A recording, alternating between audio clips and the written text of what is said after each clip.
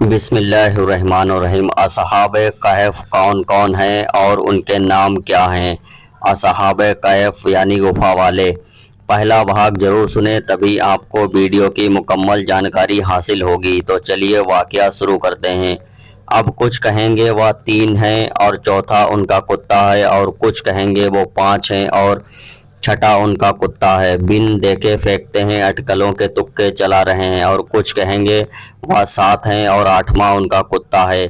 آپ کہہ دیں کہ میرا رب خوب جانتا ہے ان کی تعداد، انہیں صرف تھوڑے جانتے ہیں۔ پر سرسری بحث کے سوا ان کے بارے میں نہ جھگڑو اور نہ پوچھو کہ ان کے بارے میں ان میں کسی سے، اور ہرگز کسی کام کو نہ کہنا کہ میں کل کرنے والا ہوں، کل کر دوں گا، مگر یہ کہ اللہ چاہے انشاءاللہ۔ اور جب بھول جائے تو اپنے رب کو یاد کرے اور کہو امید ہے کہ میرا رب مجھے ہدایت دے، اس کے زیادہ قریب بھلائی ہے۔ اور وہ اس غار میں 300 سال رہے اور ان کے اوپر 309 سال۔ آپ صلی اللہ علیہ وسلم کہہ دیں کہ اللہ خوب جانتا ہے وہ کتنی مدت ٹھہرے، اسی کو آسمانوں اور زمین کا غیب خوب وہ دیکھتا ہے اور کیا خوب وہ سنتا ہے۔ ان کے لیے اس کے سوا کوئی مددگار نہیں اور وہ اپنے حکم میں کسی کو شریک نہیں کرتا۔ اور آپ صلی اللہ علیہ وسلم پڑھیں، اور آپ کی طرف آپ صلی اللہ علیہ وسلم کے رب کی کتاب وحی کی گئی ہے، اس کی باتوں کو کوئی بدلنے والا نہیں، اور تم ہرگز نہ پاؤ گے اس کے سوا کوئی پناہ گاہ۔ اور اپنے آپ کو ان لوگوں کے ساتھ روک لگائے رکھو اپنے رب کو پکارتے ہیں صبح اور شام، وہ اس کی رضا چاہتے ہیں، اور تمہاری آنکھوں میں ان سے نہ پھریں کہ تم دنیا کی زندگی کی آزمائش میں طلبگار ہو جاؤ، اور اس کا کہا نہ مانو جس کا دل ہم نے اپنے ذکر سے غافل کر دیا، اور اس کا کام حد سے بڑا ہوا ہے۔ اور آپ صلی اللہ علیہ وسلم کہہ دیں کہ حق تمہارے رب کی طرف سے ہے، پر جو چاہیں سو ایمان لائے اور جو چاہیں وہ نہ مانے۔ ہم نے بے شک تیار کی ہیں ظالموں کے لیے آگ، اس کی قناتیں اسے گھیر لیں گی اور وہ انہیں گھیر لیں گی، اور وہ فریاد کریں گے تو پگھلے ہوئے تانبے کی مانند کھولتے پانی سے داد رسی کی جائے گی، ان کے منہ پر بھنا ڈالے گا۔ برا ہے ان کا مصروف اور بری ہے ان کی آرام گاہ جہنم۔ بے شک جو لوگ ایمان لائے اور انہوں نے نیک عمل کیے، نیک یقیناً اس کا اجر ضائع نہیں کریں گے۔ جس نے اچھا عمل کیا وہی لوگ ان کے لیے ہمیشگی ہے۔ باغات بہتی ہوئی ان کے نیچے نہریں، اس میں انہیں سونے کے کنگن پہنائے جائیں گے اور وہ کپڑے پہنیں گے سبز باریک ریشم اور تبیج ریشم کے، اس میں وہ مصریوں پر تکیہ لگائے ہوئے ہوں گے، اچھا بدلہ اور خوب آرام گاہ۔ اور آپ صلی اللہ علیہ وسلم ان کے لیے 2 آدمیوں کا حال بیان کریں۔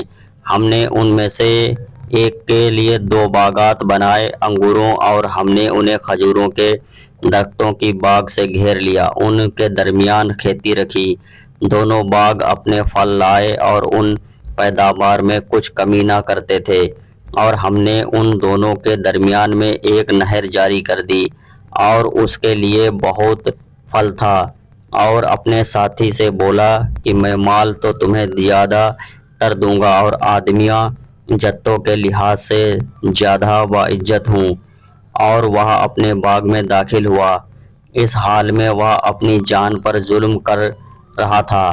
وہ بولا کہ میں گمان نہیں کرتا کہ وہ کبھی برباد ہوگا، اور ہم نے گمان نہیں کرتا کہ قیامت برپا ہونے والی ہے، اور اگر میں اپنے رب کی طرف لوٹایا گیا تو میں ضرور اس سے بہتر لوٹنے کی جگہ پاؤں گا۔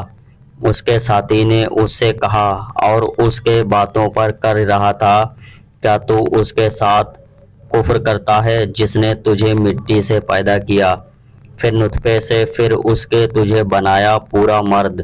لیکن میں کہتا ہوں کہ وہی اللہ میرا رب ہے، اور میں اپنے رب کے ساتھ کسی کو شریک نہیں کرتا۔ اور کیوں نہ جب تو داخل ہوا اپنے باغ میں تو تو نے دیکھا کہ ماشاء اللہ جو اللہ چاہے وہی ہوتا ہے، کوئی قوت نہیں مگر اللہ کی دی ہوئی۔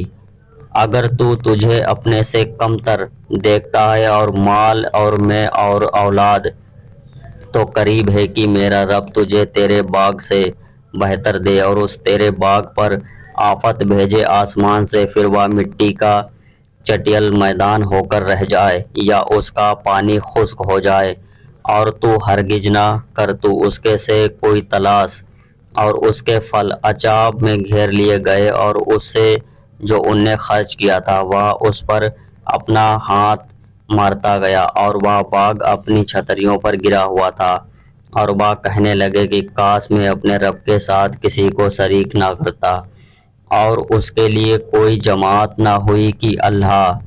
ایسے ہی اسلامک واقعہ کے لیے ہمارے چینل کو سپورٹ کریں۔ سورہ کہف کا اگلا تیسرا بھاگ آئے گا تو مکمل ویڈیو سنیں۔ تب تک کے لیے اجازت دیجیے، اللہ حافظ۔